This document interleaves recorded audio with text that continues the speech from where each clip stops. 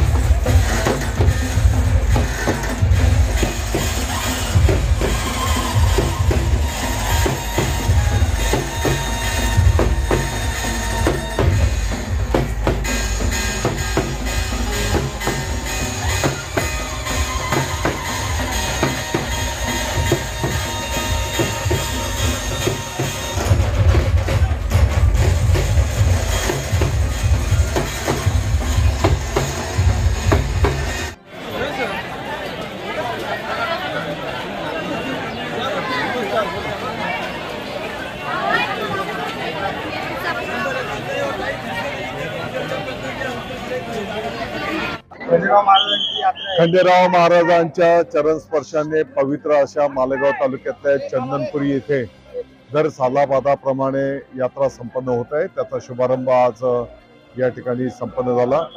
या प्रसंगी भारतीय जनता पक्षाचे ज्येष्ठ नेते माननीय सुरेश नाना निकम आणि गावाचे सरपंच, ट्रस्टचे प्रमुख आणि सर्व ग्रामस्थ, पंचक्रोशीतून आलेले सर्व ग्रामस्थांच्या माध्यमातून या यात्रेचा शुभारंभ संपन्न झालेला आहे. खंडेराव महाराजांच्या चरणी आम्ही सगळ्यांनी मिळून प्रार्थना केलेली आहे. चालू वर्षाला अनेक भागामध्ये पाऊस कमी आहे आणि म्हणून शेतकरी बांधव अडचणीत आहेत.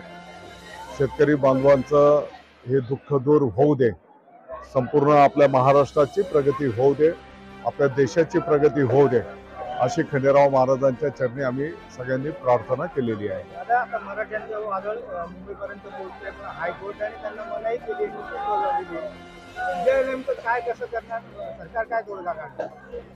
मला वाटतं की माननीय न्यायालयाने दिलेले दिशानिर्देश, आदेश त्याचं पालन करणं ही आपली सगळ्यांची जबाबदारी असते आणि माननीय जरांगे पाटील साहेब सुद्धा त्याचं पालन करतील. रोहित पवारांचे काल दिवसभर रोहित पवार ईडीच्या चौकशीमध्ये मध्यरात्रीपर्यंत हजर होते. राजकीय त्याला वलय मानलं जातं, राजकीय गुण मानलं जातं, राजकीय सूड आपली डिलिव्हरी केली जाते. आज खंडेराव महाराजांची यात्रा आहे. पवित्र उत्सव या ठिकाणी साजरा होतो आहे. मला वाटतं की चौकशा वगैरे हे निरंतर प्रक्रिया असते. चौकशीला सामोरं जायचं, त्याच्यामध्ये जे सत्य असेल ते समोर येईल.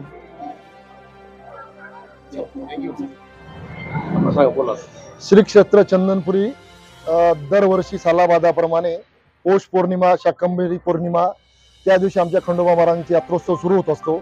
यात्रोत्सव हा 20 ते 25 दिवस चालत असतो व लाखो भाविक दर्शनासाठी येत असतात. महाराष्ट्रातूनच नव्हे तर परराज्यातून देखील भाविक दर्शनासाठी येत असतात, नवस्फूर्तीसाठी येत असतात. खंडोबा महाराजांचं वैशिष्ट्य म्हणजे चंदनपुरीसाठी बाणू मातेचं माहेरगाव हे चंदनपुरी असून त्या निमित्त खंडोबा महाराजांनी इथे वास्तव्य केलेले असल्यामुळे ही भूमी पावन झालेली आहे. त्या निमित्त इथे अहिल्यादेवी होळकर यांनी पुरातन खंडोबा महाराजांच्या मंदिरांची निर्मिती केलेली आहे आणि पूर्वीपासून इथे यात्रोत्सव चालत आलेला आहे. कशा पद्धतीने यात्रेची तयारी करण्यात आली? ग्रामपालिकेतर्फे यात्रेची जय्यत तयारी करण्यात आलेली आहे. ग्रामपालिकेचे जे कर्मचारी आहेत त्या व्यतिरिक्त अतिरिक्त कर्मचारी लावण्यात आलेले आहे, स्वयंसेवक लावण्यात आलेले आहेत. गावात साफसफाई, स्वच्छता ठेवण्यात आलेली आहे, पथदीप लावण्यात आलेले आहेत, पाण्याची पिण्याची व्यवस्था करण्यात आलेली आहे, शौचालय आहेत व इतर सर्व जसंही कोणाला काही अडचण आली तर त्यांनी ग्रामपालिकेशी संपर्क साधावा.